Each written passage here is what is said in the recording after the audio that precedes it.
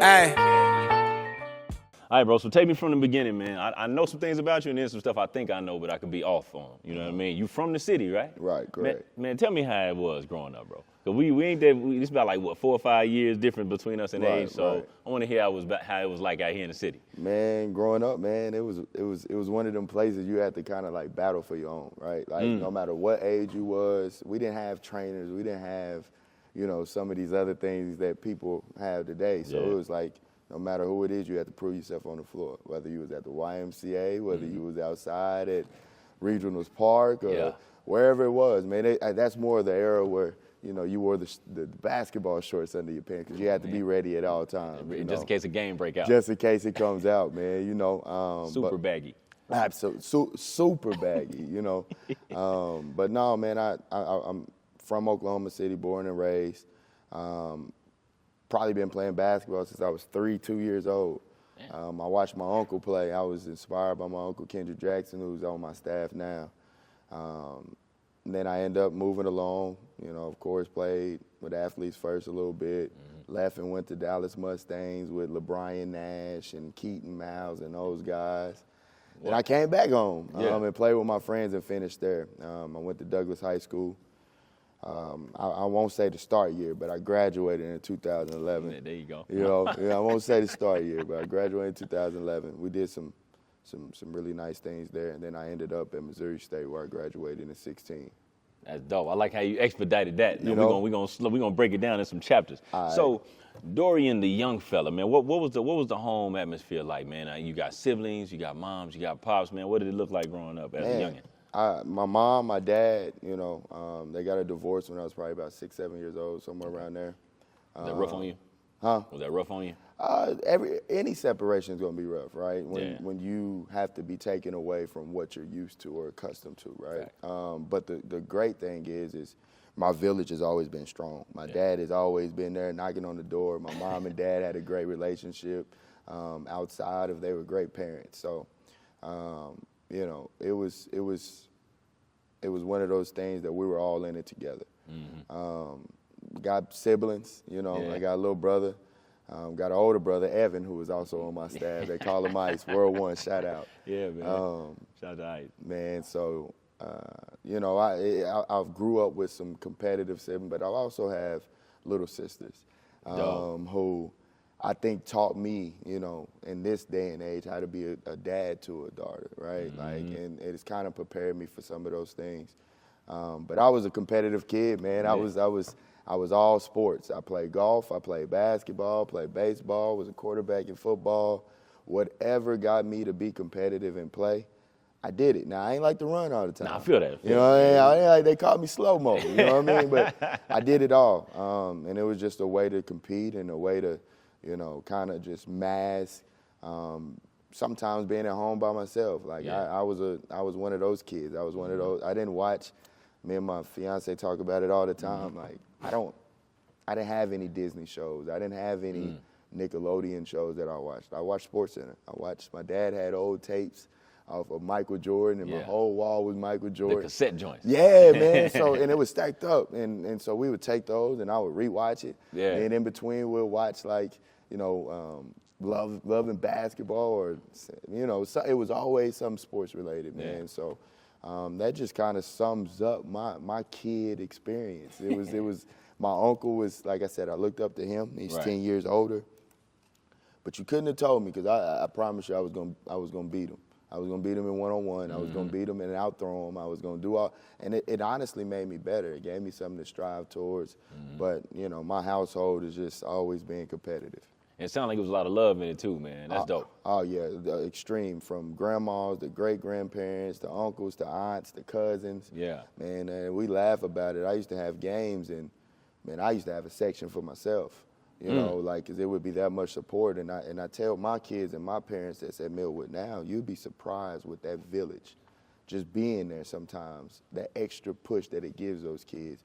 And part of my success with basketball came from not wanting to let those people down. Yeah. And having that feeling of, man, all y'all spent $10 to get in here. That's $1, $2, that's $100 out the family. And I know we're going to eat afterwards. Yeah. I got to wipe my sneakers. I got to play. I got to play, right? So, that support was really second to none. Which sport was first, though? You listed about 4 of them. Which one did you pick up and take to first? Really, basketball and football. Basketball and football was kind of the first one. Basketball I probably picked up first, just because it was the thing you can put a goal outside on the porch. The old fish prices. My uncle played. Yeah, man. So basketball I took to first. Football was second. I honestly always played up growing up, so I was always a small one. Yeah. I remember playing DB, and I had Timothy Flanders coming around the corner for the Charles Thompson Titans. I never forget it. And he ran me over, and it made me evaluate some things that day. I said, nah, I'm an offensive guy. And so I went back to my age, and I played, and I really enjoyed that. Yeah. So you played up, not by choice? Not by choice. Oh, okay, it was kind of just friends around the neighborhood, and you kind of played in your area at that time, right? Like I didn't travel anywhere. You had to compete. If it was somebody better than you, older than you, it was what it was. You better figure it out. Figure it out. And so, we kind of did a lot of that. Golfing, my grandfather, I used to stay with him during the summer. And you talk about family, I didn't go to daycares. I went there. And so, in the mornings, he loved to golf. So, if I'm there, I better figure it out too. So he taught me how to golf. Baseball, it was part of my football team, and so we just did everything, man. Everything to try to keep. Now I understand it was to keep me out the house. Right. That was the okay. The idle time. Go ahead and go play. But you still nice with the club. Still got some skills. I still got a little bit. Got a little bit, man. I don't show too much, but I still got a little bit. Man, I like that. So, man, I was a late bloomer when it comes to the hoops, right? Like the only thing God gifted me with was some height, and I could catch and shoot. Like literally everything else had to be developed, confidence included. Absolutely. So I'm saying all that to ask you, were you good right away? I was one of the better ones in the city growing up. I was also kind of known for that. But like you, I was just blessed to know how to shoot a basketball. And it went back from, I used to go to camps at 3 years. Matter of fact, I made a joke. My first camp was at Millwood at the Hot Box. I was probably 4 or 5 years old, learning how to form shoot, what I mean? And then I would go with Coach Cudjoe and Coach Long at their camp, and man, they would teach me literally fundamental, and I would take that stuff and I would run with it. I went to all the, Coach Hayes cage camps. Yeah, man. I was out there, and I would look forward to that evaluation at the end to tell me what I can't do so I can prove them wrong. So it was just I was fortunate enough to learn from an early age of shooting. I hear stories about Steph Curry and all that, and how his dad didn't let him shoot threes. Well, I got to shoot threes, but it better be with the right form. It better be the right way. You ain't just heaving it up. No. My dad, my uncle, my mom, they didn't play that. Everything was done the right way. And so, I was fortunate enough to be able to do that. Now, the IQ, being around camps, being around Douglas at a young age, because my uncle played there, being around college ball when he went. Just like I said, I watched ESPN and SportsCenter, and my favorite times was coming home watching, throwing on a game, right? So real student of it. Yeah, like I've always been that, and so I think I was also fortunate enough to develop an IQ.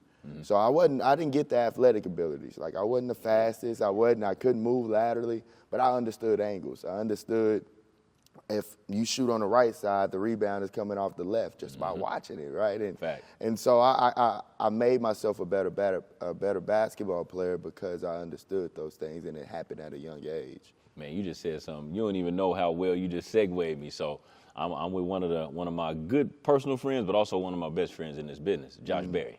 We kicking it last night, and he told me about when y'all met. He said it was at the Cage camp. He said, he said, man, he used to always run up on me asking questions, and he was like, that was that time where we had to handwrite all the evaluations, and he said you would really take that in and go work on it, and then come back and ask for like give me more, and I was like, man, that's dope right there. I was always that kid, man, and part of it was pride too. Like I valued those guys' opinion. They at that time, I wanted to be in college playing on ESPN. That was my ultimate dream, and so I would take whatever somebody can give me and listen to it and take it and run with it. And so I still have those evaluation sheets to this day. Straight up. I still have every single one of them because I used to take it and say, oh, he said I need to improve on this. wait till next time he see me. Right. You know, and it was an attitude about me, but it was just in a sense of getting better and just, you know, really valuing those guys and their journey and where they've been. And so, and I wanted to be there. Man. All right, so take me through that AAU chapter, dog. Did you play for just one program all the way through? I didn't. I didn't. Bounce around a little bit? Man, so growing up, I played with the Hawks, which was formerly Orange Ball, under LeBron Beeman, with some dudes, man. And we weren't the biggest team, but we competed. And that was back in Vegas, and I think Mocan just got started, and we was beating them and all that. And it really took off. So that whole team turned into athletes first. And my 8th going into 9th grade year or 9th, somewhere around there, and we competed there. We did really well. They ended up branching back off. I ended up staying with athletes first for a little bit. Carl Henry was the coach for a little bit. And then I left and went to the Dallas Mustangs with, you know, a family friend, Al Johnson and Tony Johnson. And so I stayed out there for a little bit during the summer for like a year, well, that summer. And man, when I say I've never seen so many guys that can run, jump, that were 6'5" already and that looked like my uncle at the time because he was huge, right? Grown men moving like little people. Grown man. I mean, I watched LB try to windmill on somebody, literally off a hoop. In a game? Oh, no. In a game. That's sick. In a game in Vegas. And I was like, man, that's a different level of basketball. Guard 6'4", asking for hoops. Like 6'5", and you know, at the time in Oklahoma, it wasn't like that. Like, you were big for sure. You know what I mean? So, 6'5"? Man, I went down there and had a real experience. I went down there and had success too. Like I had to take it full on. I had to get better. I had to compete, and then I found myself asking for hoops. Now I didn't always complete it, but I found myself doing it. Right? So you getting up there at the rim, baby? Yeah, man, and we got to play against some of the nation's best, with LeBron Nash being, you know, at the time probably 2 or 3 in the nation. So we traveled all over. Really good experience. Then it became a barrier for my family. I was traveling every Wednesday after school. I was to definitely Dallas. my follow-up question, like how y'all work the logistics? Yeah, man, and it goes back to my dad, man. My dad was very present. Like, you know, my dad was like, I mean, and I'll talk about it probably later, but Blueprint, my organization, was named after my dad because he was the blueprint of my whole family, of everything that we did. And so he would be there right after school, FedEx. We got a bag, got a little snack already. He'd drive down. Right after school, we'd get to Lincoln High School, probably about 6 o'clock. We'd practice till about 8:30, and I'd drive the first hour and a half back. You know, and this was, but he taught me how to drive at 12. It's different, right? Remember, you used to learn how to drive a little earlier. So I learned how to drive probably about 12, 13, and then I was actually driving myself back on the road, you know, from Dallas and getting back at home at 12:15 at night, hop in the shower, get ready for school the next day.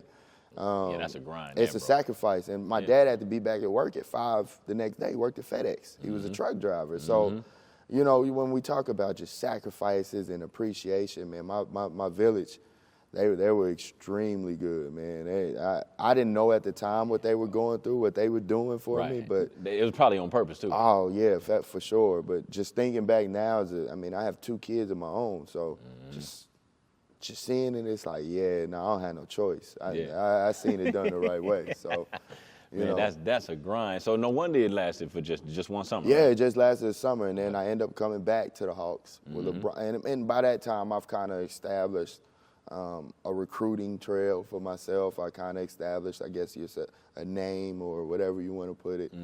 I was going to go compete at them John Lucas camps, them Southern, you know, got invited to the Pangos, the Fab Fresh camp. So I would go do my job.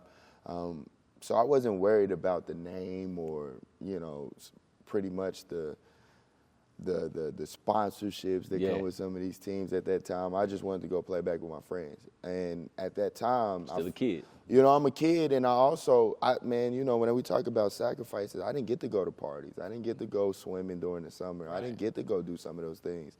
So I wanted to play with my friends, one, because that was the time we got to spend together, and 2, I felt like I would become a better basketball player because, you know, 1, my friends held me probably to a higher standard than anybody, and that's why we're still friends to this day. They gonna keep it honest. They gonna keep it real. Probably too real. Yeah. Because there was a couple times I'm like, hey man, you don't be quiet. Let's go back out here. We can go handle it a different way. We're gonna go out here. And you don't figure out how to say that differently, right? But if that was kind of who we were together since 3rd, 4th grade. You know what I mean? So, and we were really good. It wasn't like I was coming back to some mess. We were a really good basketball team, and crazy is told, man. I thought my recruitment and stuff were picking up with the Mustangs or whatever. I came back home and it just completely took off. It was like unreal. I think we went to a tournament in Dallas. Maybe it was the Gasso at that time, honestly. And I'm used to that one being in Denton, but you may be right though. Or is that Duncanville, matter of fact. It was at Duncanville. It was at Duncanville. And I remember we were going and we were playing these good teams and all these top kids, and me and Nino, 30 points, Nino Jackson. Yeah. And I remember Buzz Williams calling me like, hey man, where'd you come from? And at that time I was like, okay, I'm gonna get some stuff figured out here. I love that question right there. So I'm guessing, is it safe to say you do subscribe to the notion that if you good, they're gonna find you? They're gonna find you. Absolutely. I think today age, you gotta put yourself in those positions. You gotta, even independent. Like, we talk about independent ball, and I'm a big Griffin guy, as you can see, right? I work at Griffin. But independent, man, if you are constantly getting better and you are doing what you're supposed to do, somebody is going to see you. Now, your pathway may be a little bit different, which I didn't have the offers that, and truth be told, when I played with those teams as a sophomore, I remember Wichita State offered me, and I never heard from them again, after that. And so it don't matter what happens early on, man. If you keep grinding and getting better, and somebody's going to take notice to you, and then you may have to go JUCO route. You may have to go a D2 route. But if you keep doing what you're supposed to do, somebody's going to see you. And I tell parents, coaches this all the time. Most of your Division I coaches get paid over $500,000, right? That's just a fair number in a ballpark, right? A modest base salary. A modest base, and I'm talking about your low-level D1s. Now your high major, you're getting $3 million a year. Yeah, you don't think they want to keep their job?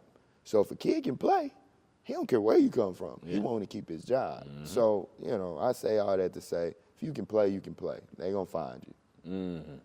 So what type of student were you during all this? I like to consider myself a really good student. You really good student? I think I graduated with a 3.8.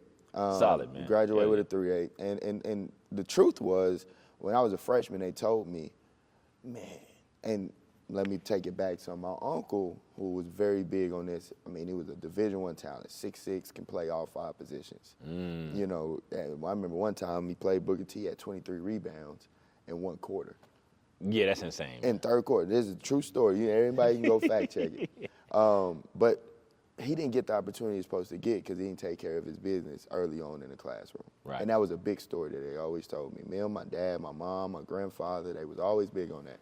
And so when I was young, I was gifted. I could do school really well. Yeah. But the older I got, the more I thought it was important, or whatever the case may be. So I never really had a C, never really had any of those things. And then Coach Long said, hey man, the higher GPA you got, the less you got to make on your ATC. I said, all right. So there we go. Sliding scale, baby. Man, there we go. So I had a 3.8. They said I think all I needed was a 14 to qualify for my Division I scholarship. And that's easy. You can guess that. Yeah. You know what I mean? You can guess that. So you only took it once then, huh? No, Coach Long made me take it every time it was presented. Now, that's as a kid, I wish I could go back and take it more serious. You kind of going through the motions after the first one? Yeah, because it bit me in the butt later on. I went to college and I had to take some of those those level 1 classes. And ultimately, because I redshirted, I didn't get the opportunity to have my master's. And so I ended up having to double major because of the timing. Yeah. And if I would have took care of my business early on in high school, I would have ended up leaving my master's paid for. I see what you mean. And see, I was wondering when I was doing my homework for this right here, I was like, 5 years at MSU, huh? I was like, wonder if he had an injury. But it was the red shirt. I had a lot of injuries, man. Really? My first year I redshirted with a torn labrum. I had the Greg Oden surgery and to end the journey, and then had my other labrum repaired in the off season. Tore my meniscus. Yeah, you had some real issues. Oh man, they had Coach Luss. Shout out to Coach Luss at Purdue, man. I hope he get this win today. But he had me playing 35 minutes sometimes. Man, I told her, I said, hey man, my body's just not like that, man. Yeah. Body's just not like that. That's a realistic statement because usually folks like, man, 35, give me 40. Man, but you like, oh, let's dial this back. Hey, we got to be realistic here. Yeah, I got to guard, I got to push, I got to run the team. I got to do this at practice because when you're a point guard, you got to be a leader on and off the floor at all times. It's a hat you wear, right? Mm-hmm. Especially when you leading grown men. You got 7 foot people you got to tell what to do. Like they got to be able to look at you in the eyes and know that you better do it, right? Man. And so boy, you just said something right there. Yeah. Is it important? Okay, so I had this talk a lot of times with coaches, man, when it comes to your leader and how you want that leader to be one. Mm-hmm. But I think you got to factor in the personality traits too. Absolutely. Because some of them you got guys that mean a few words. Mm-hmm. They lead by example. And then you got the vocalist right here who's rah-rah. What type of leader were you? And what type of leader do you prefer now that you're a coach? Well, when I was younger off in high school, it's all we get into high school kids all the time. You know, they don't talk. They don't communicate. They don't communicate. Until you need for them to shut up. Right.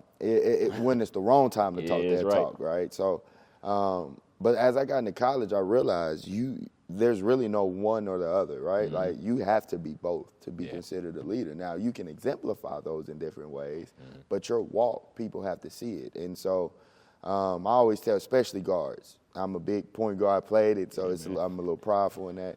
But not only do you have to show it every time, but you got to talk it. You got to hear it. Your control, your energy should be the main energy felt in this gym every time we in here. And it, like mine, when I walk in, there should be a presence felt, like, oh, coach here, stop playing. All right? And it should be the same way with you because you're an extension of me. And I've had, you got your Chance Davises here that, you got your Isaiah Wilkes that kind of naturally have some of those in them. Right. But, I always try to challenge them to get better at everything they do, right? And it matters what you do when you walk outside these doors because that is ultimately where they're going to look and like, man, you don't do those things, right? Nah, like you're talking in between walking. You know what I mean? You ain't going to class on time, so why are you telling me? Right. You know what I mean? And so it's very important that you got to do both. You got to talk it and you got to walk it.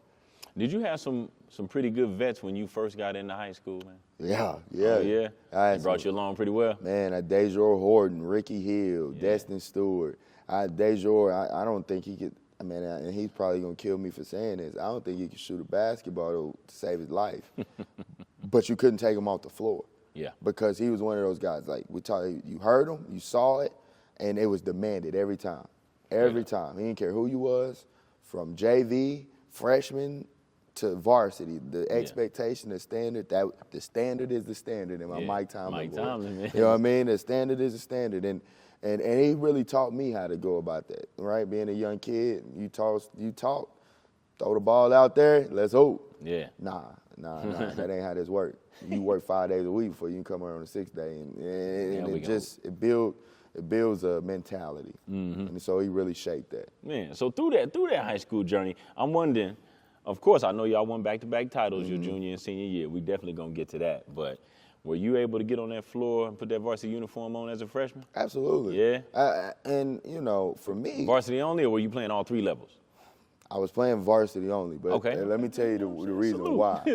JV, my coach told me I was too out of shape to play both. Coach Long told me I was too out of shape to play both. And so I took it as a shot, but I was really happy, like, I play varsity anyway.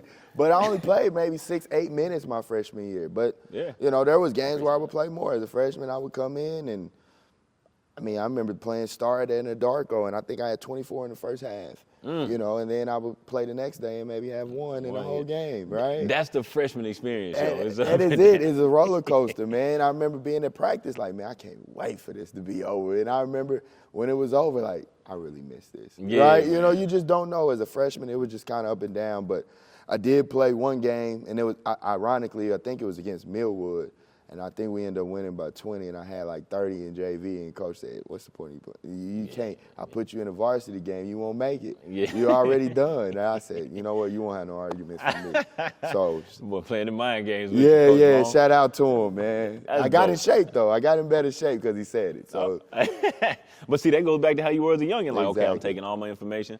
I don't know if you took any of that personally or if it was just all business. All personal. All personal. Yeah. All personal. So you challenged me. Yeah. You calling calling me out of shape? Yeah. All right, I'm going to show you. You know what I mean? And I don't think I ever got to the shape that I needed to be in, but I got in better shape. And that's half the battle, man. Just I tell people, take coaching, right? Your coach is telling you something for a reason, whether you like it, whether you want to hear it. He's telling you something for a reason. Right. If he don't say nothing, then that's when you should take it personal, for real. Come on, man, and try not to get caught up in the tone. Absolutely. You know what I'm saying? I was telling the kid the other day, I'm like, look, you got parents, right? Yeah. Like, how often they gonna give you the same instructions in the same tone of voice? They're gonna probably tell you once. Absolutely. The next one, might scream at you. Exactly. Probably start cussing at you. Exactly. You might get hands put on you, depending on who's bringing you up. Exactly. That's a whole other conversation. Okay, so that sophomore year, man, and this is my little theory on it, man. I think a lot of times what's underrated is how difficult that sophomore year is because, like, let's say you played a lot of minutes your freshman year, right? We looking for there to be this exponential growth from freshman to sophomore, but you still got some of them freshman type habits, and that, I think you don't really see that fully bloomed player till you about a junior. But what was your sophomore year like? Man, my sophomore year was probably my best year. No joke. Probably my best year, man. I came into it very egoless, very humble. Like I understood leaving that I had a lot to work on. I had a really good freshman summer. And so the momentum just carried in. I ended up getting hurt early my sophomore year in the scrimmage season. Oh, damn. Yeah, so, like, you know, when Coach Long tell you, hey, you coming off the bench, when you get back, you don't care, right? Because you just want to play. You don't, I mean, I don't. That's how I would have took it. Yeah, like, I don't care. I don't even have no room. I don't even have no room to argue. I'm glad you saying I got a jersey, right? Yeah. And so I remember going through that, and we got a transfer in by the name of Tony Criswell. He ended up coming in from like Midwest City, and he's 6'9", and man, I remember like going into that year like, oh, I can really play with everybody here. And I remember that shifting kind of to how my younger days was like, nah, I'm really gonna prove I'm better than everybody here too. Like, and not just in a scoring way, because you look at college stats, man, I think my best year I averaged 9. But you can go look at some of them stat books and record books, and my name's in there for a reason. I just learned how to play basketball, you know? And I think that's why I say it was my best year. I probably shot the ball better than I ever did because I got adjusted to the speed of high school. Yeah. That was a big difference in freshman year. I got adjusted to the physicality because I played up a little bit my summer year. And so I took all that in. And I tried to capitalize it, and I think, you know, statistically, it was definitely my best year. Now I didn't have to share like I had to my junior and senior year, man. We had some dudes on them teams. So. Was that a tough adjustment for you? A little bit, but I love to win. Like I said, I was a competitor. That trumps everything now. Man, I didn't care about nothing else. And they'd tell you, man, Coach Long used to get on to me my junior and senior year about shooting the ball and doing certain things because I realized the type of team I had, man, you got to kind of feed everybody. Otherwise, this machine won't work properly, right?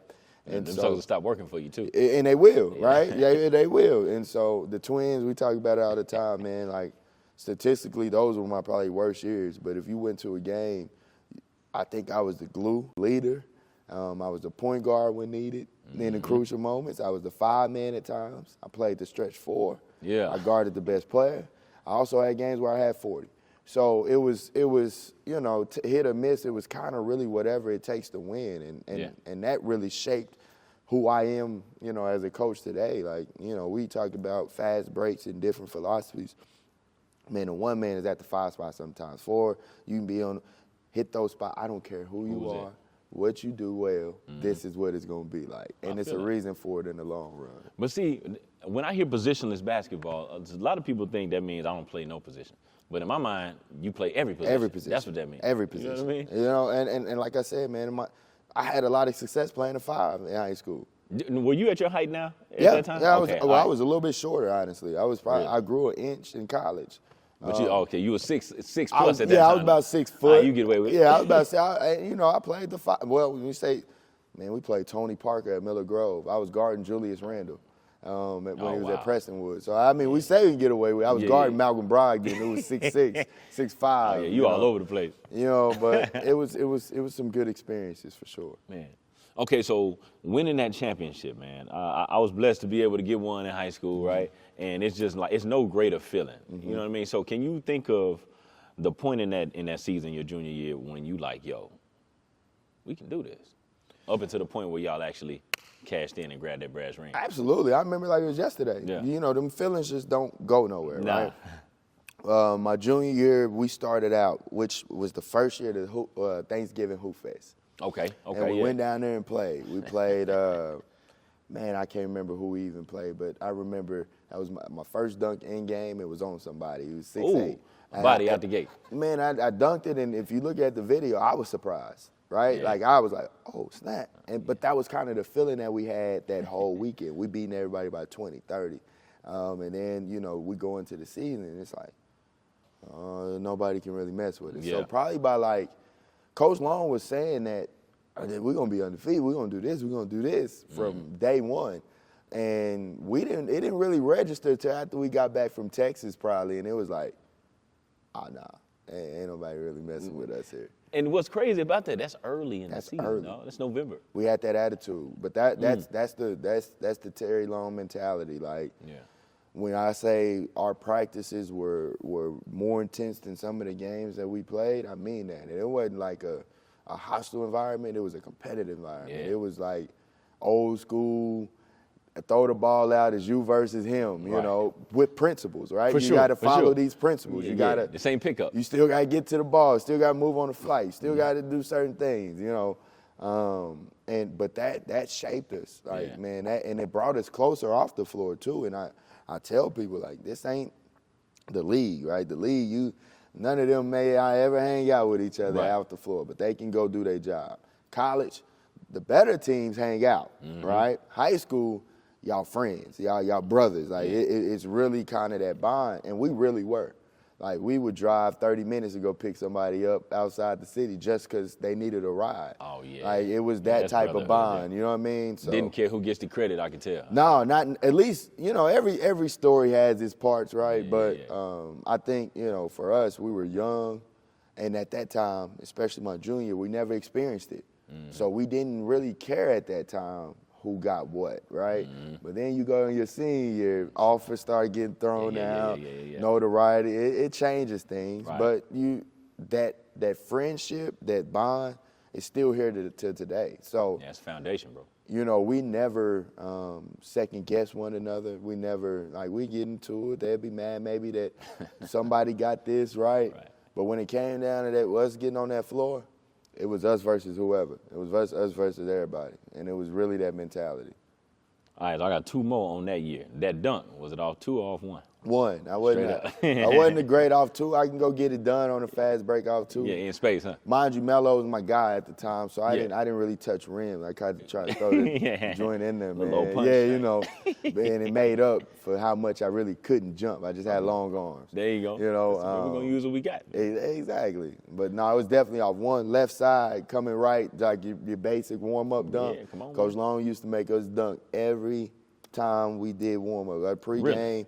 2-line layups, 3-man fast break. If you can dunk, you better dunk or we running. And that was just the mentality, right? Like, and so attacking the rim. You just don't know. When I say I didn't know what came over me, I didn't have. It was routine. It's something that you just practice every day that just takes over. Yeah. And you tapped into it at the right time, huh? right time, luckily. Otherwise, I would have ended up on the floor. You know what I mean? Straight so up. it was good. It was good. So that year, y'all won it undefeated? Yes, we won it. 29-0. 29-0. Man, okay, I love, you broke down, you framed everything about how practices were, how the atmosphere was. But in my mind, maybe because I never was a part of an undefeated team, maybe I'm just naive to it, but in my mind, I'm like, okay, well, where were the challenges and the tests and the adversity during that run? Was there any? Yeah, always. And I think the biggest challenge for any successful team or good team is going to be within, right? Like, our biggest challenge was us, you know. When you're good and you having success, it's a little bit harder to come to practice and really give it your all. When you won your junior year, your senior year, everybody returning the same, and you like the whole city know what time it is. Man, what? We running? Nah, like we've been doing that for 365 days straight, man. You know, so it was kind of the challenges within. How do we continue to rep out and still be good at these things? How do we continue to find things that we were really good at last year and become great at it? You know, how do we stay together. I think that's the biggest part. And what I mean by stay together, back then you didn't have really worries of people transferring and this and this and this. Time. It was more I'm not going to be jealous of you. You're not going to be jealous of me. We in this together. Our success breeds individual success. Facts. And so we had to keep honing in on some of those things, because some of those, like the twins, they didn't start getting offers till late their senior year. You know, and which they ultimately, I think they signed to ORU. But it didn't happen early on for them. Right. They didn't panic, did they? Well, you know, you got a little antsy? I think everybody do at that time. When even me coaching now, I think all seniors, you see that click right after kind of like February, January, mid-January. It's like, oh, this is real. Yeah, real. They start schedule watching, right? Like they start looking at it really, really in detail. Like, okay, Coach, what time is this game? Like you start, and so you know, it just have a little bit of all that. I feel that. Got out of there with 2 rings on them. God dog it. Okay, so you going straight to NCAA Division I institution right out of high school, man. Okay, so talk about just the difference in the workload and the rigors of it from high school to college, man. And I had a rude awakening. Was it? I had a rude. And I say that, but it could be worse if I wasn't playing for Coach Long, right, at that time. Got you prepped. Because our practices and our workouts and everything that he tried to set up and do for us mimicked what you would see in college, right? But when I first got there, and I was lucky when I first got there my freshman year during the summer, individuals and group workouts where you couldn't do it unless it was only in the weight room. You can only be with your strength coach during the summer, and then you can do pro-ams. And now if you were taking a foreign trip, you have 10 days to practice, right? So it changed completely my sophomore year. But my freshman year, even with that light load, man, we got in that weight room. I'll never forget, I got to school June 10th. I think we was in the weight room by like June 15th that year. And I never experienced a weight room workout that makes me say, forget basketball. Straight up. Straight up. And I looked at, and Kyle Weems, he's in Italy, one of my good friends to the day. He said, man, it's like this every day. Like, get used to it. You'll get used to it. And I remember, no, I will not. You know what I mean? It's not happening. But it strikes back that competitiveness in it. They came up with a chart. They let me see it visually, where everybody at, where all the other freshmen at. I'm like, nah, I'm getting better. So that summer, I actually figured it out a little bit. I got through it. And then they got the preseason. Now, that summer was totally different than preseason. Because like I said, you couldn't do nothing on the court really during the summer at that time. Preseason was a different animal. You had hour individuals by yourself with no water breaks. By yourself? By just yourself. You? Okay, by straight yourself. Up. I thought you were going to say small groups. No. They branched that out. You eventually get to that point as it progresses. But at first, it starts with just you. Man. And, you know, if your coach is out recruiting that week, he may do an hour straight, or he may break it up into 30 minutes on separate. And I mean, those really, really challenged you. Like, pushed you to the yeah, to the man. limit. Then you have to, and I tell kids all the time, you don't understand till you got to wake up to go to weight to 6, right? 6 to 7:10, and it's not your normal work. You know, you're not just going there, been having fun. Nah, this is serious. This serious business. Like, you got to take this just as serious as you do on the court. You done about 7:10, 7:15, you jump straight into rehab, get your body fixed up a little bit. Right. Or you go straight into your individual, whichever. So you done by 8:30. You got classes until 1. Then you got to come back. You got film. You got, individual film. Then you got practice, and then you got study hall for 2 hours as a freshman. You got to get like 8 hours a week. So mandatory, you got whether you need it or mandatory. You got to sit in there. You know what I mean? You got to sit in there. So you don't get home till 8:15 some nights, man, and you got to do that for 365 days. I tell people that. 365 days. The 2 things you didn't mention in that. You didn't mention no shower, and you didn't mention no food. Man, let me say this. Showers are very necessary, but college, right after you work out, you in the shower in the locker room. You learn to take some 5-minute good showers, man, and get across campus, And then food, We were a little spoiled. You know, they have your food waiting kind of in your lounge, or right, you know, they have a little bit something, but it sucked because your nutritionist is what ultimately picks your food. And so I was on the heavier side. You know, Oklahoma boys, you're a little doughy. Yeah, you know. So my intake was a little bit different than everybody else's. But it was really good, man. It was really good. Mm-hmm. Well, your freshman year, ultimately, when you got on that court, what was your role like, man? Did you find your footing pretty early? I ended up redshirting my freshman year. So going into like I think the third team practice of preseason, my good friend Keith Pickens, assistant at UTA, man, ripped my shoulder apart. That's when my first labrum came. We was both going for a rebound. Right. And he tried to take the ball. My hand parted the ball. Just yanked it. And honestly, that was what woke me up. Like, man, he was 6'4". It wasn't nothing special. Just a wheel, too. You know, one of those type of guys. And we end up, you know, like I said, we're probably best friends till today because of that reason. You know what I mean? It's crazy how these things work out. But after that, you know, going into my redshirt freshman year, it was challenging. We started 4 freshmen. We had probably what you would consider a bad year the most, but we were really young. Going through those growing pains, on the job training. Yeah, on the job training, baby. Throw you to the fire. Yeah. Man. Go throw you to the fire, and when you mess up, you're going to hear it. You know, right? Which it sounded like y'all was being able to play through it, though. Oh, we was playing through it, man. That's hard. We was playing through it. We was making our mistakes. We had our good moments. You know, like when you say, what was my personal experience? It was my first time really playing point guard, right? Full time. So I had to learn how to really just pick up. I had to learn how to deal with pressure. I had to learn how to handle, run a team. And so all that is an adjustment. On top of that, I still got to make shots. I still got to do this. I still got. So it was a lot, man. But I was fortunate enough to have somebody like Coach Lutz, Coach Korn, and some of the coaches that I had that just kind of stuck by us. Coach Baldwin, whose son is Pat Baldwin, that played with they're drafted by the Warriors.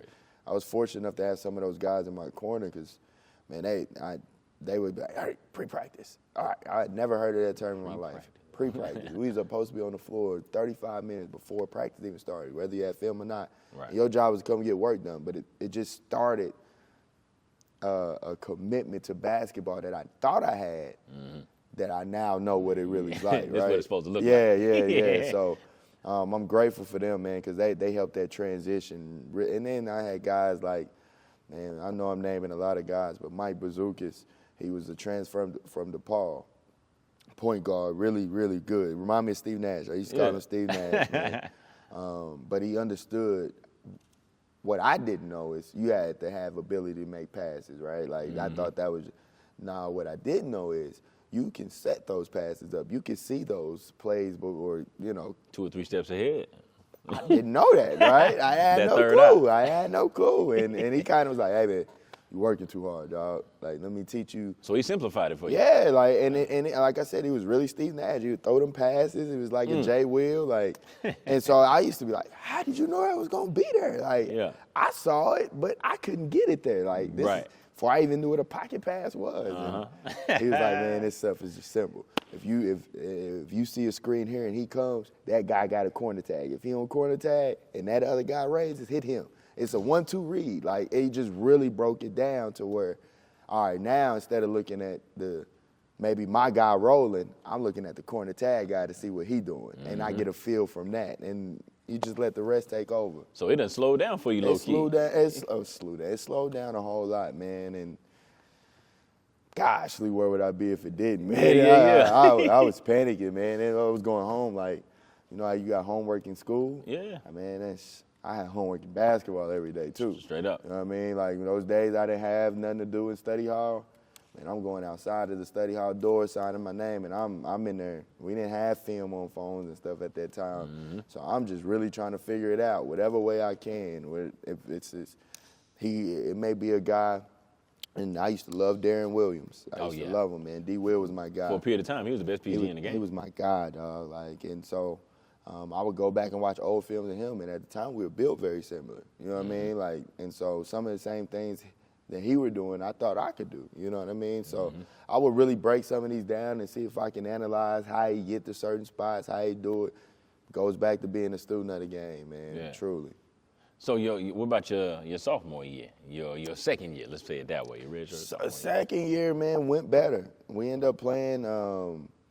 We ended up growing, right? We had the same nucleus. Same nucleus. I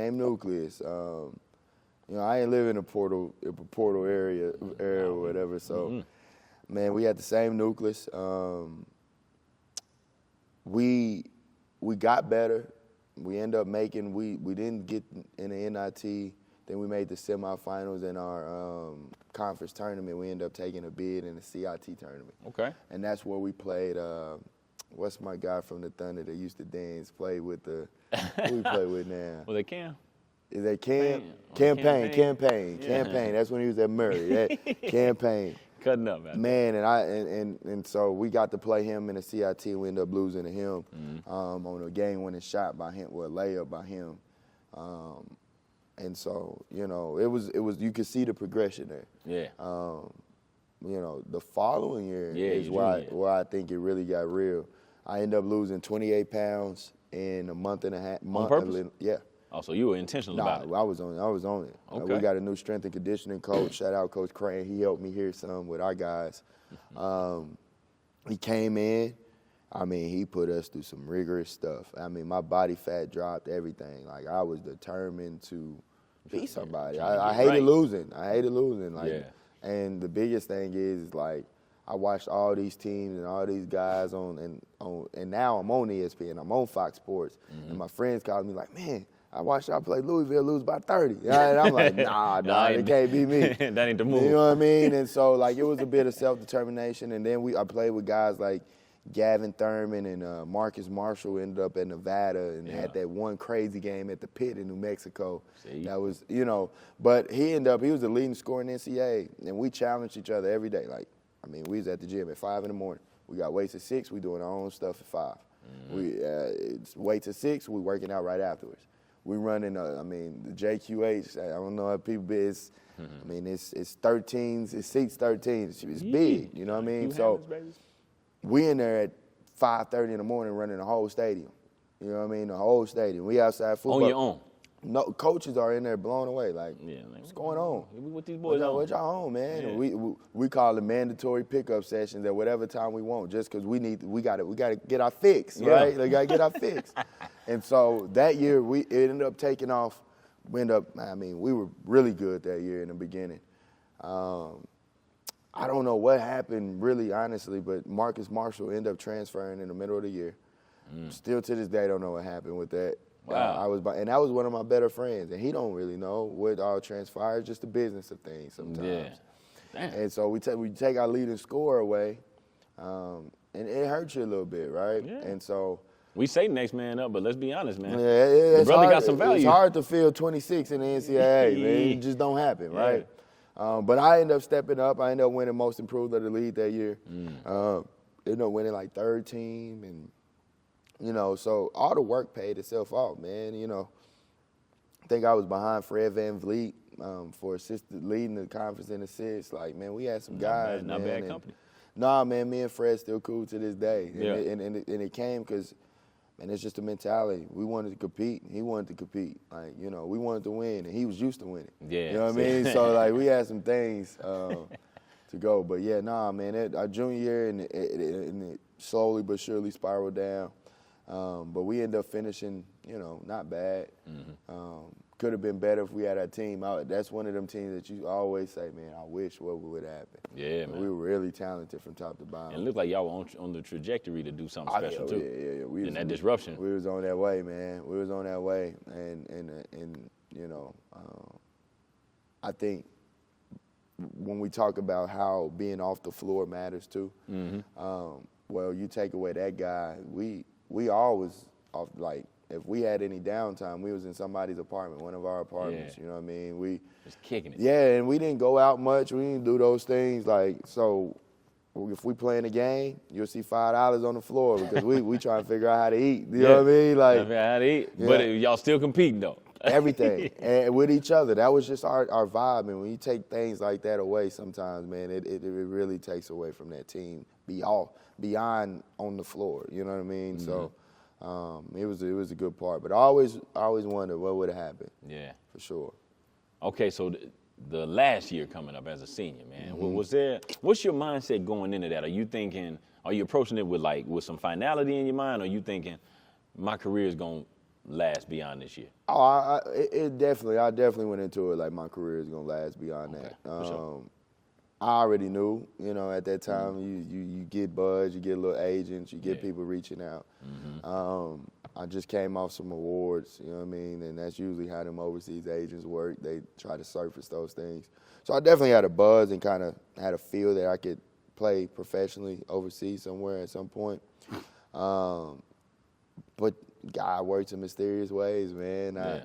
I end up starting out, pretty fresh, pretty good. End up getting hurt like 10 games in. I missed like 2 games, came back, came better than what I started, only to find out I missed the rest of the season. And that's what ended me with the Greg Oden stuff. So I ended up missing like, I think maybe 16, 15 games to end my career. God, and then I ended up going to, I ended up playing my very last game because my coach couldn't tell me not to. Straight up. And we was in a conference tournament and we were playing Evansville, which is DJ Ballantyne. And it's like, nah, man. Yeah. He was like, I talked to the trainer. If he say you can, you can. I said, I don't need to get shot up. I don't need none of that. Just end up leaving my shoes in Springfield at the conference tournament in St. Louis. They drove somebody to Springfield to get my shoes and come back. And wow. Yeah, so I put them on. You determined to get Man, I was gonna make it happen. Yeah. Like I was going there, and they know me. Like when I want something done and I'm determined, it's gonna happen. You know what I mean? On some Charles Barkley. Yeah. Get my last yeah, one, man. It's gonna happen. You know what I mean? So I went out. He played you? He played me. Okay. And I actually ended up playing pretty well. I don't think I scored that game. Mind you, I haven't practiced in 2 months. Yeah. And so I Makes just sense. came out there. I got a couple steals, got a couple assists. I Yeah. dove on the floor. Oh, yeah. Didn't make a shot though, Nah. but but to me, you pulled the trigger on some shots though, didn't you? I was very smart about mine. I did strategic about you. Yeah, like unless it was just I had to because I'm that open. Yeah. I knew my timing wasn't right. Like my job is to set guys up at this point. You know what I mean? And so, I did that. But I think the biggest thing from that, man, it showed the true character of who I am. Like I'm not a quitter. I don't. I give literally everything I have. Man, I remember one time I had a concussion. They didn't know. But I went back there. I had stitches all the way down here. Oof. And I knew something was wrong. Yeah. Couldn't take me and out. back then, hey, man, he just got his bell rung. I deal with you tomorrow is what I taught our training. Straight up. It just is what it is. It's just the who I am, man. And that's what I try to give to the kids because that ultimately is what landed me a college scholarship. Like I said, in high school, I averaged, for the most part, my junior and senior year, maybe the best, it was 11 points. You mean a kid can go D1 to average 11 points? I was a winner. I played hard, and I knew how to be a part of a team, right? I wasn't a one-trick pony. I knew how to contribute to a basketball game, and I played hard, and so. And that motor runs, dog, that's a selling point. And I tell kids that all the time, especially in today's time with the portal. These guys, man, and I talk to them all the time, man. They tell me they want older kids. They want kids that are. So if they want older kids because he does this or knows this, what's gonna separate you to make him say he wants you? It ain't gonna be because you can make a jump shot. He can too. It ain't gonna be because you can touch the top of the backboard. He can too. And he know how to go to class. And he know how to go to study hall already. Polished. Right? As a coach, man, like I said, I can get paid $900,000, whatever the case may be. I don't want to take a chance on a kid not knowing, right? I want to keep making that $900,000. So as a high school kid, you gotta make sure all your boxes are checked, man. And the biggest advantage that you have is how hard you play, the effort that you bring, and like you hear Kelvin Sampson and them say it all the time. Every possession matters. Every play, whether it's off the ball, whether it's on the ball, whether it's the free throw line, every play matters. And so I tell kids, man, if you can take on that personality, man, you got a good chance at playing beyond high school. If you can't, we're in a different world. I'm sorry, but I can help you get a trade. I can definitely help you. And that's just what it is, And my biggest thing is beyond that, whether it's a trade, whether it's college.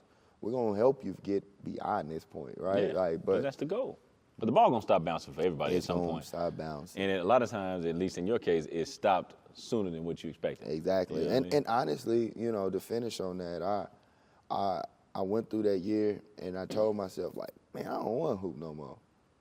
I don't want to hoop. I ended up getting that surgery after that game. I'm like, I don't want to hoop, man. Yeah. I've been hooping for 5 years straight Yeah. doing this. Mm-hmm. So I'm like, Coach Lutz, I'm going to coach. And he's like, man, I always told So you you since figured you that was out junior early. year. He was like, yeah, I told you was going to be a coach, man. You're just too cerebral. Like Yeah. Kenny Smith used to say, you're just too cerebral when it comes to this. You think about it too much. You watch it too much. And so I always used to tell him, I used to take that as a shot too. Like, man, what you mean I'm going to be a coach? I can't hoop. I can't hoop. You know what I mean, right? And so, Man, it seemed like that. This seemed like that description, and but please keep that thought. But I just gotta say it because it got to be something to it. A lot of the better coaches and the better minds weren't convinced early that this is the path. because you're a competitor. Yeah. You still want to hoop, You know? right? You still want to hoop. But yeah, so I talked to him, he's like, yeah, man, let's get this GA thing rolling. And I said, you know what? Cool, let's do it. Got the ball rolling on it. Had an agent call me and said, hey, man, you going to be healthy by July? I said, yeah, man, I'm really good now, man. Oh. He said, all right, well, we got some stuff lined up in Austria for you. And I'm like, okay, well, let's hear it out. Told Coach Lutz, go ahead and play, man. I can't play forever. Might as well try to do it. My dad was convincing me to do it. Got there, man, and then I very quickly understood the business. I didn't accept the first offer. By the next day, the offer was gone. They gave it to somebody else, and he accepted it. Business, right? Yeah, And man. business. And I'm like, God. Yeah. You right? It's a little bit of a gamble. You crapped out. And so I went to Coach Lutz like, hey, man, I ain't going to play no more, man. The one offer I was going to go for, he's like, we already put that money somewhere else, baby. I can help you. Let's see if we can figure it out. And it never really figured that, came back around. Back home, Right. I started my family in, 17. I had my first son. So I came in 16, late 16. I had a family, started my family in 17. My dad ended up passing in 17. And so, of cancer, mind you, I got 2 sisters. I had a younger sister who was probably in 3rd grade at the time. Yeah, and all she known is watching me playing basketball, right? Yeah. All she known. And so I was like, you know what? This is why God told me not to go. This is why. My job is to be a big brother and be a male figure to my little 3rd grade sister who no longer has a dad anymore to tell her what's right or what's wrong, or my sisters, you know what I mean? Or, For sure. Or make her even just feel that she has somebody in her corner. Like, I got to do my part. And so I end up getting her like, you know what? The best thing I know is basketball. I can't teach you how to do nothing else yet. Not cook, not do that. Basketball I can teach you. I like how you said yet. Yeah, That let you know because I'm young in the mug right now. I'm figuring life out. I've always tried to figure it out, right? Yeah. I always thought with a mature mindset because, I grew up not in the best neighborhoods, right? My mom worked her butt off, went 2 jobs, went to school. Dad was there, but sometimes it just don't happen that way, you know? And I've always told myself, man, I'm going to figure it out and we're going to provide something a little better for my kids. And they going to learn something from me and do something better and provide it for their kids, you know what I mean? And that's just kind of how we went. So I end up coaching my little sister, man, and there goes the story right there. And it started with, and God knew I needed to start with young little girls because it taught me patience. Lord knows it taught me patience. And hey, man, but I got this theory, too, and you correct me if I misspeak. From what I've seen, I'm going to put you in the role of a parent now. When parents coach their own, they're usually either A or B, either too hard on them or not hard enough on them. How do you think you did in that spot? Well, my sister was a girl. Right. So I have a soft spot. You know what I mean? So I was never really hard, but I had high standards and expectations. Okay. At least I thought I wasn't early on, right? But as it progressed, it got harder and harder and my expectations grew. And you could see it over her face. She's like, you know what? Shut up sometimes. You know what I mean? Like, you guys see it. And I get it, you know what I mean? But she calls me today. She moved her mom and then moved to California. She goes to Xavier College Prep. She almost was getting double-doubles after, and she's finally learned how to shoot. And I mean, she's probably 6 foot, too, and probably faster than anybody. Like, she's an athlete. Yeah. And so she's like, thank you.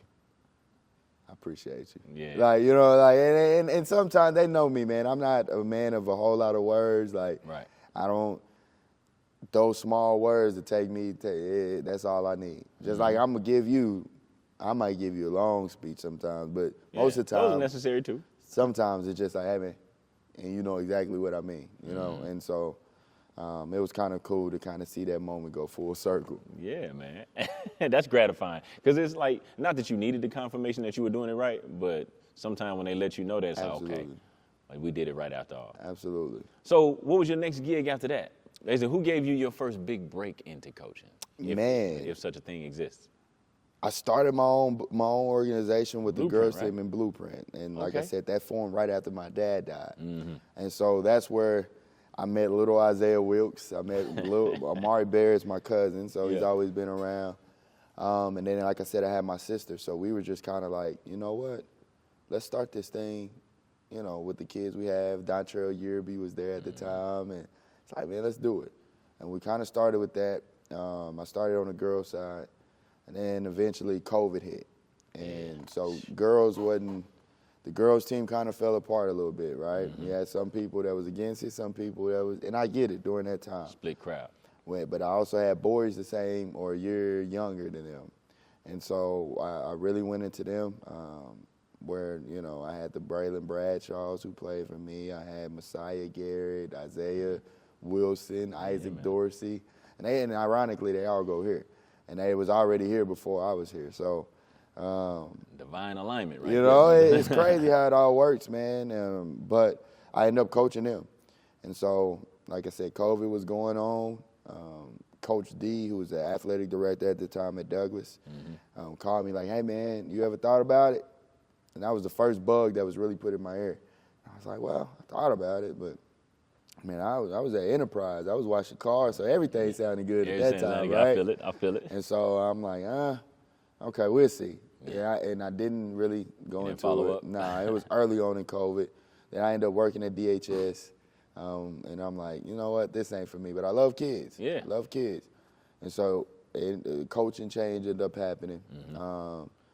And then they called me like, hey, we thinking about pairing you and Steve together.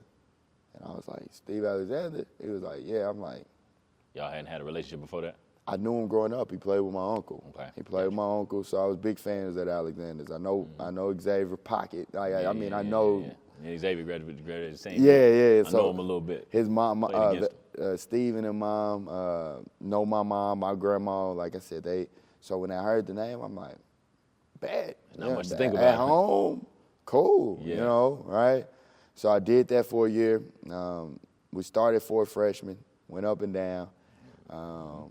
Got to the game right before state, lost to Weatherford, man. I remember, boy, y'all beat us the night before. Exactly. When I was in Central. Exactly. And man, y'all had some dogs, man. We was really, and this is how I know we had a young team. They was in there nervous. It's all good. You think so? Our kids. You talking about before we played? No, that when game? we played y'all, yeah. Man, before. I mean, I feel like you know better than me, but I viewed that differently. No, they was nervous. Down the hall, all I heard, I said, is that the speaker? But that's why. Oh, they cutting That's why up. you heard You know it. what I'm That's saying? why you heard it. Because the whole way down, you could just see it. And Golf Brown was it. Yeah. Man, we ain't had no side for that at the time. Right, you know what I right. mean? Like, it was a different animal. And then you had the other kid that was dunking everything. Yeah. Y'all had some pieces we that had we some just pieces. wasn't ready for, right? And so, they, as coaches, we even felt the way. We like, shit, it might be it. You know what I mean? Like, it might be it. I know those feelings. You know, don't say it to the fellas. Right, nah. We should. through this? We should, You know right? what I mean? But so we did that our first year. Second year we came back. We ended up winning state against Weatherford. Y'all done had they had a nice little old trilogy, low key. Yeah, right. And then so they did that, and then after that year, it was what led me to Millwood. And my third year coaching was as a head coach at Millwood. You know, that journey is interesting to me because your route doesn't seem to be conventional. Because it's like most folks, myself included, when I first started coaching, I was an assistant. So I was under people's direction and tutelage, and I needed it. But you started off running your own show, right? Was it difficult at all now having to, I know y'all worked well together, but on paper, you working under somebody, so you answer to them. Was that difficult at all? No, not at all. Okay. Like, man, I'm a sponge. All right. At the end of the day, and Steve was really good, man. Like, man, we bounced ideas off each other. Like, when I say we work together, we work together. Now, he's the boss. He's the head coach. Don't get it twisted. You know what I mean? Like, he made the final say-so, and he was really good at it. You know what I mean? But one thing, I do it with us, if you ever see me and my uncle and all of us work, sometimes you don't see me with the board. You see them. You know what I mean? And I got that from Steve. Like, man, there'll be crucial part of the game, and Steve, like, you got an idea? He's like, I got this, and we'll talk it out. He's like, know what, you do it. Yeah, put that on that board. And it's just the trust and what you show, and it's the relationships, the time that you know is respected beyond when you leave practice, right?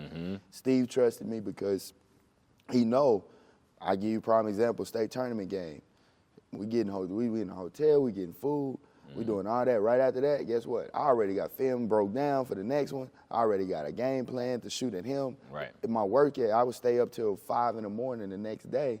We play, or whoever else at 10 in the morning the next day. I sleep after. We'll figure it out after this. So it comes from a lot of respect, man, but I always tell people, man, like, you have to be an assistant. You have to learn. You have to do the work. You have to be willing to do more than somebody else for somebody, for your leader. And then that way when you're in position, you understand it. You get it. It's a different appreciation. So that's hard. Hold on, man. You said something that's kind of wild. So during the state tournament, y'all in the hotel? Yeah. Even here locally at the crib? Yeah, we get them out, man. Isolate we get them out because, there's so many distractions around the city. You know what's going on. So, like for us, we try to keep them together. We go watch movies together. We go to the ARC, which is a different training facility, to get them whatever they need. All dinner is together. That's the last week, and it's always been that way since I grew up. That's all I know. So we try to do it, and Millwood has been doing it before, and we do it now. I think that limits distractions too, man. Limit distractions. Make sure kids eat. Make sure they're getting plenty of rest. Make sure you teach, and in the process, you're teaching them how to be young men, right? Like how to have a sense of responsibility. Right. During that tournament, you're responsible to go win that state championship. So just like jobs, man, I may want to do something this day. I gotta wake up tomorrow in the morning. So like I can't. It's Easter, but I can't get up at stay out till 2 in the morning and expect to be up teaching kids and give it my all the next day. It doesn't work that way. So something gonna give. You use it. You use those times. Last Douglas question, man. That's the crib. Was there anything sentimental that you felt about taking that position? In that full circle moment you mentioned some chapters ago in the conversation, you were a player, established a hell of a name for yourself, got some titles as a player. Now here you come back as a coach, being able to do the same thing, man. How fun was that, I guess is the question. Man, it was fulfilling. It was fulfilling when I was over there because you see the same people that was there when I was playing. You know what I mean? So to see the support and honestly, half of them, like I know when you go to Douglas or you go to Millwood, you're family. You know what I mean? Like you're family. This ain't friends and Joe from over that side. You're family. And so and ain't nothing more annoying than both of those alumni bases. And I mean that respectfully. Absolutely. Hey, I'm part of both of them, so I get it, right? I get it. Yeah. And so but it's pride. And so it's nothing like seeing that type of stuff going in that environment, and that's what made this transition so easy, man. Like I've always respected Millwood. I've always secretly wanted to see what it was like because my friends and cousins and stuff went here. Yeah. And so I've always heard things. So it's cool to be a part of, man. It's cool to see it firsthand. It's cool to work with Soup. She's really cool. It's cool to work with Shannon. Like I see it from a different angle, man. And it's nothing but a blessing. And I always bring up God, man. But it really is. Yeah, you're the engineer, dog. It really is, man. How did this come about? Because I would imagine that you were, well, I don't want to project, but were you content in your role where you coming back ready to run it back at Douglas, and this just happened, or you had been aspiring? No, I need to get in that driver's seat. Well, for me, I always, like you said, God is in my driver's seat. God and my fiance, that's in my family. That's really who I listen to. Right. And so, during that process, I remember. It was around like April, or something like that, and I had got a call like, "Hey, would you be interested in applying at Millwood? The job is about to open up. Would you be interested in it?" And I was like, "Well, shoot, yeah, why not? I want to be a head coach. I love Millwood and what they got going on. And you got to think, at that time it was back-to-back state champions, and hot as fish grease. Mike Jeffrey just did a hell of a job over here. You know what I mean? So I'm like, yeah, why not? Yeah. Shoot, it ain't much different, And so all of that was short play, man. I didn't really understand it. Just kept going on and on. In the meantime, at Douglas, I was considered your head coach in waiting. But with all that, it's like, like I told my wife, she said, "What is your goals?" She asked me my goals, and I said, "Well, I want to run a program, and I want to run a real program for years to come. But I want to end up down the road, whatever time comes, 10 years down the line, whatever it is, at a college. I want to be a college coach. Ultimately, my job and my purpose as a man is to provide for my family. And I know the best opportunity coaching, man, this stuff comes and goes. They can get this job change. It's a different job. The security of these jobs is like, it's like writing something in sand. You know what I mean? You know what I So mean? I told her, like, if I'm going to do it, I got to make the most money and do what I'm supposed to do as a man. Because I'm already away all the time, right? Like, I'm already, like, I'm the dad that I don't miss none of my kids' events. Right. But I'm pushing it. Yeah. You know what I mean? I'm pushing it. I'm coming in hot, on both baby. ends. Coming in hot, But I said, so for us, it's a process, right? Mm-hmm. And she understood it. My family understood it. They were all really supportive. And then opportunity just came about, and I just kind of was like, well, this is a no-brainer. Yeah. It really is. I support and love. They make me say the school down the street. Yeah, that's what I'm saying. Straight shot down the street. Down the street. But this is my family.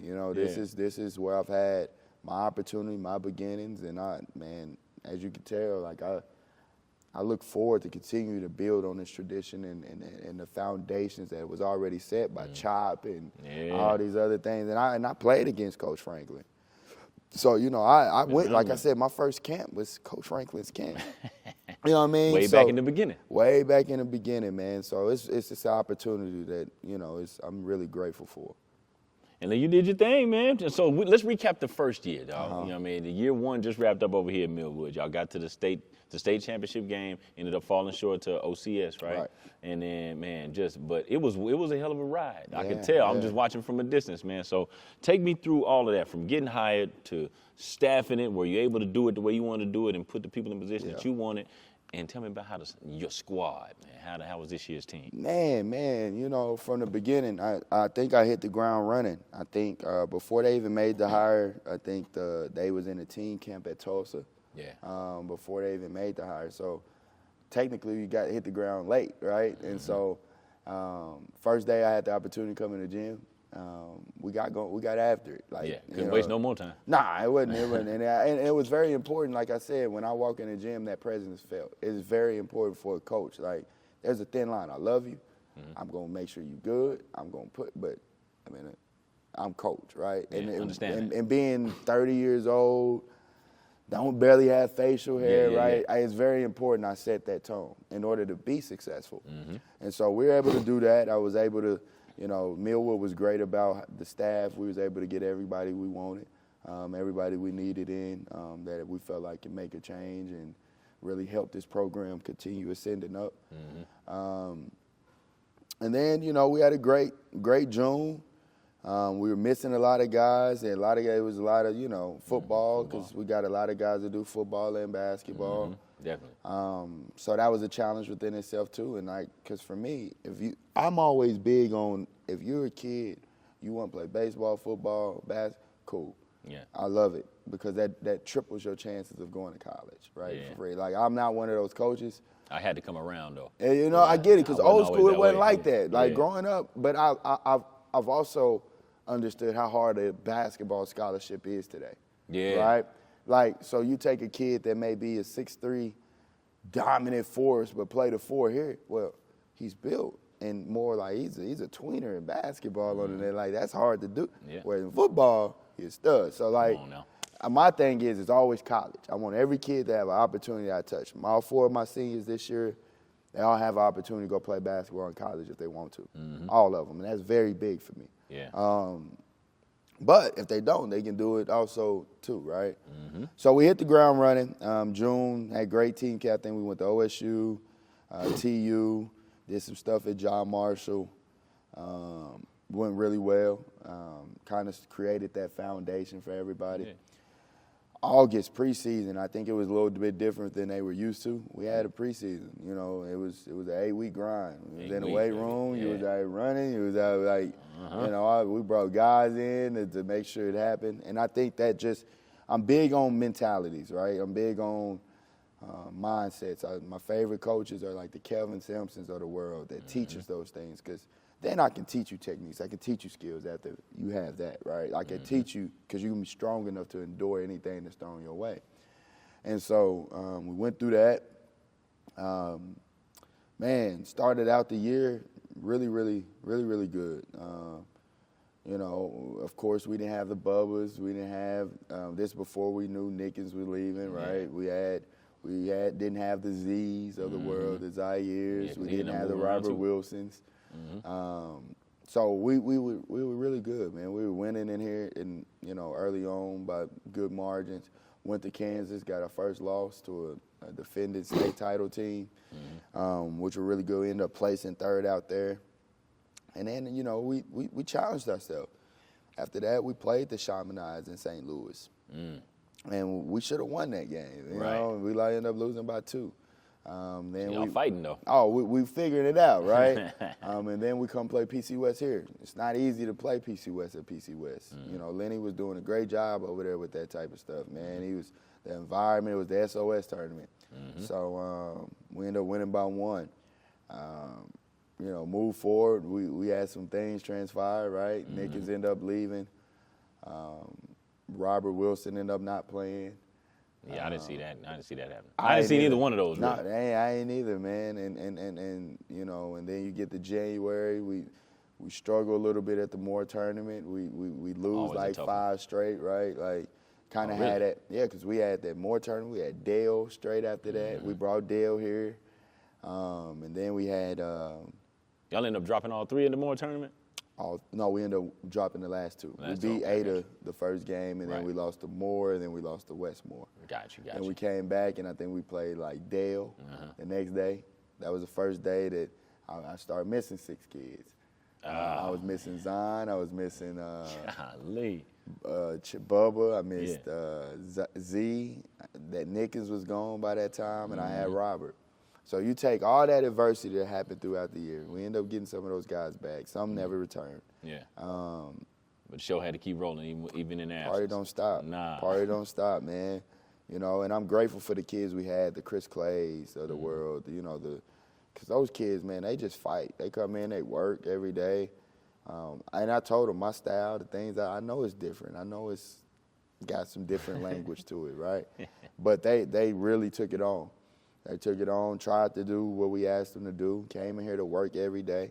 They even made the comments like, man, practice hard every day. Like, I said, well, good, you're getting better. Yeah, you know what I mean? Games is a vacation, you know kid. What I mean? So, and y'all was little fellas, too, now. So we was little. We had fight. We had fight and scrap, man. We had to make it happen. And so all that was really good for us, though.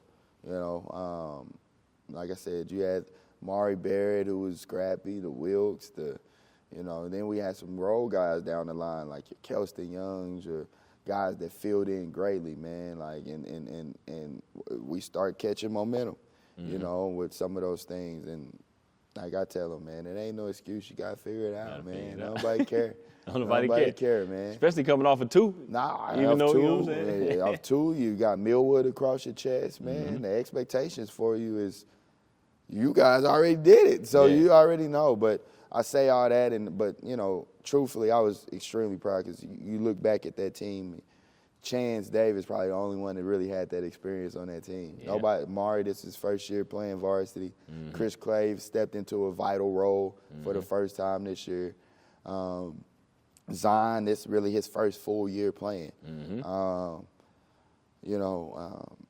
So it was a lot for a lot of men, but they took it on, man. They took it on. Took it on. Yeah. Hey, I thought the last basketball question, you know what I'm saying, before we got to talk, we'll come down the home stretch. I done cornered you up enough. Absolutely, you know what I'm saying? But I'm enjoying this conversation, man. I'm learning a lot about you. But in the finals, I was at because I wasn't able to watch that final game. I was chasing games though.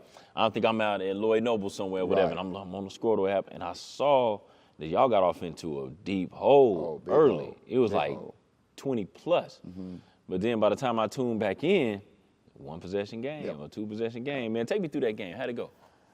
I would say it went better, right? Like, Yeah, no, for I'm sure, just messing with you, for but sure. no, honestly, we came out, a little bit flat. Came out flat, and like for kids that's never been there, gotta learn those moments, man. Like that's a real thing. Like we didn't win 2 championships when I was a player because I came in as a junior and just started cooking. No, that ain't how it went. No, we lost as a sophomore in state. Lost as a freshman in state because we had to learn some of those things, right? You had to bump your head.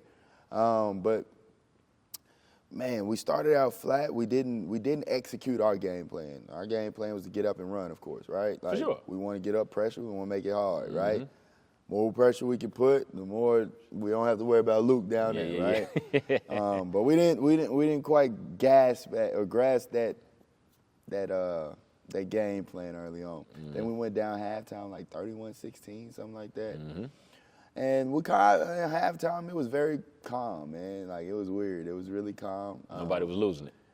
No, they were trying to. But, for me, man, I've been in those situations. Our coaching staff, we didn't see it all when it comes to that. Like, it's okay. It's all right. We did that first half. Let's see what we can do, right? So third quarter, they start trying some of the things, getting up pressure, and we start forcing some turnovers and things like that. I think they end up making a run late third quarter. I think they end up going 21 going into the fourth. Yeah. We cut the deficit to 3 in the first 3 minutes, something like that. Ooh, yeah, that's a crazy run. But that tells you the identity of who those guys are, right? Like, and who we are as Millwood, who we are as a staff, man. We gonna keep fighting. It ain't. They're gonna have to deal with you. It ain't gonna be over, man. Like, until they tell us we gotta be done. You know, it's just the identity of who these guys are, and I only brought that early part up about all the adversity we face. Yeah. Because you don't come back from that moment if you don't face that adversity early on. Facts. You know what I mean? And so for some of our kids, especially young black kids, we gotta learn how to take adversity and persevere, right? Like we have to. It's very important. Can't just hit that wall and bounce off. Nah, man. And so our kids did a really good job of trying to fight through it and really making it a game, you know what I mean? And it gave us a chance at the end to win. Yeah. But that tells you who they are. Most of all those guys will be back next year. And so it's my seniors, you know what I mean? So we'll see. Make a run at it again. We'll see. All right, man. Well, listen, your plate is super full, all right, between Millwood, Team Griffin. The one season ends, another one essentially is about to begin. How do you decompress and find downtime for just you to be a human being? And in your off time, what can you be found doing that ain't basketball related? Absolutely. No, I'm getting better at it. I'm still trying to find my way, but, my fiance helps me out a lot. Yeah. Usually, that week after this tournament, we learn to start taking vacations. And for sure. That's when I hit you up. He's like, man, I'm on vacation. Yeah. I got to go. And I have a work phone. I have a personal phone. I usually turn my work phone off for a month. That Straight phone up. haven't been on since, well, not on, but it's been literally turned off, power button, since the state tournament. Straight up. And I decompress, man. Mental health is real, right? Like, and so many times you set these goals and truthfully, we all like to lose like a state championship game, right? I mean, no one likes to lose a state championship game, but it happens. Yeah. I'm not gonna beat myself up about it. No. But what I don't want is people calling me, making me feel like it. So that's my way of getting away from it, you know what I mean? Kind of shutting that communication off. Yep. Really honing in on my family, my kids. I have kids my son is 6, my daughter's 4, should be 5 in May. Yeah, so we try to find something fun for them to do. That's what's for kindergarten, first grade? Kindergarten, first. Well, no, my son's in kindergarten. My daughter's in pre-K. Pre-K. Yep. The beginning. Yep, the very beginning. So we did a lot of stuff, man. I actually got to be a teacher to my son. Like, it sounds crazy, but some days you don't get out of here till 7:30, 8 at night. My kids are in bed before 8:45, 8:30. You know what I mean? So you gotta find ways. You gotta find time. One thing that I do, my son is a basketball fanatic. Like, I knew you were going to tell me at least one of them was. Oh, my son, I mean, he could tell you more about the game than probably I can right now. He has it honest. Student, huh? Student. Yeah, like, he doesn't watch shows. I mean, I woke him up. Well, he woke me up at 6:45 this morning. I'm usually up, but Sunday I told myself I was going to. And the only reason why he woke me up is because I heard the ball bouncing in the house. Straight up. Like, yeah, that's who he is. You know, he's really good. You know, like my good friends are like Isaiah, Joe, and them. So we go to a lot of them Thunder games. We get to shoot after the game and talk to him.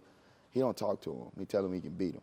Straight up. Like, that's who he is. You know young what I mean? Kobe, huh? Yeah, like, he one of them. It's almost discouraged. I'm like, hey, man, you ain't gonna never invite us back. You know what I mean?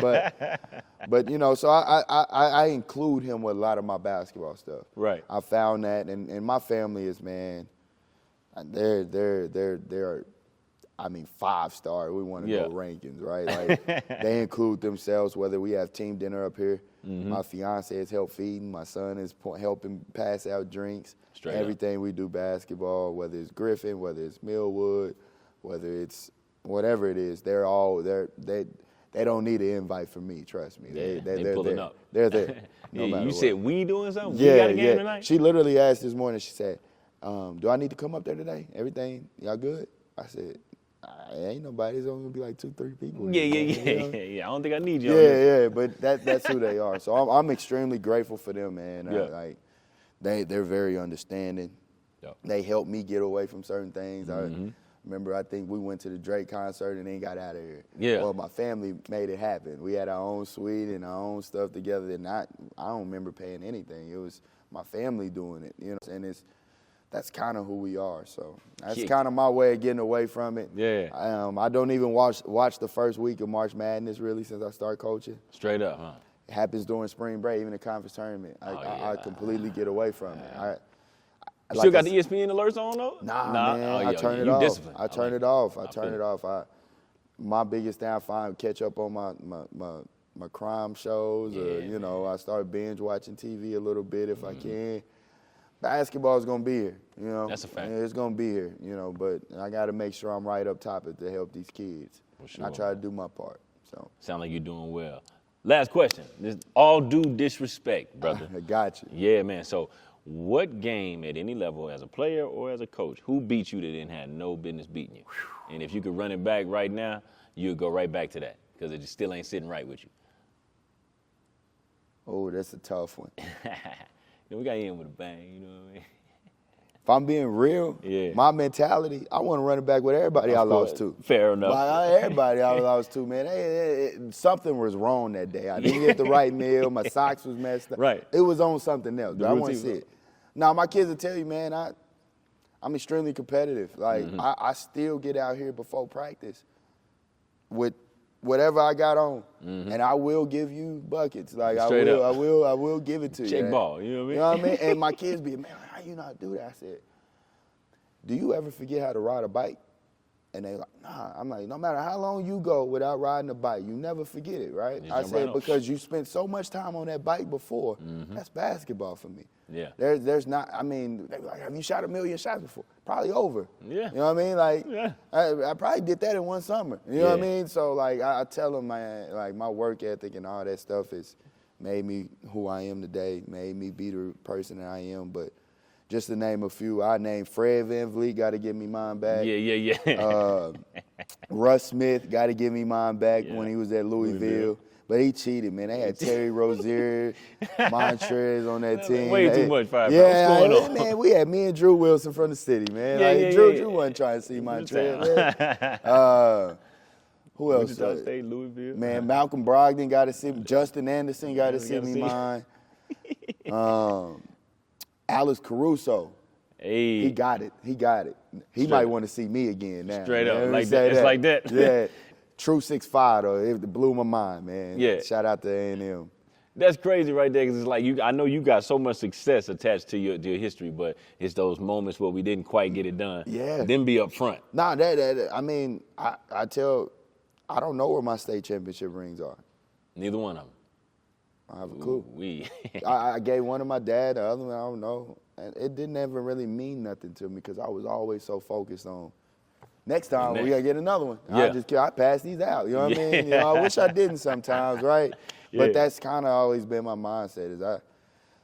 I'm not big on accomplishments. I'm not a big on the cheat. Like, I don't need all that. I hate that stuff. I'm not a big social guy. Like, I just want to get the job done. Me getting the job done help me sleep at night, and I like to sleep. That's it. That's you know what I mean? So that's a bar right there. Yeah, you know what I'm saying? So well, listen, man. Much love and respect to you. It's the first conversation we've ever had, and it's been a damn good one, man. So I guess I can consider myself a byproduct of the Millwood fam because of the year I spent here. So I'm definitely rooting for the school, and I'm definitely rooting for your program. Appreciate you. Same here. Keep doing it, man. Here. Oh, man, I appreciate it. Writing every day for 7 years. It was hard, but it still worth it because it led us here. Tour everything like Noah's Ark. I'm the 21st century Mozart, and you'll get blown apart.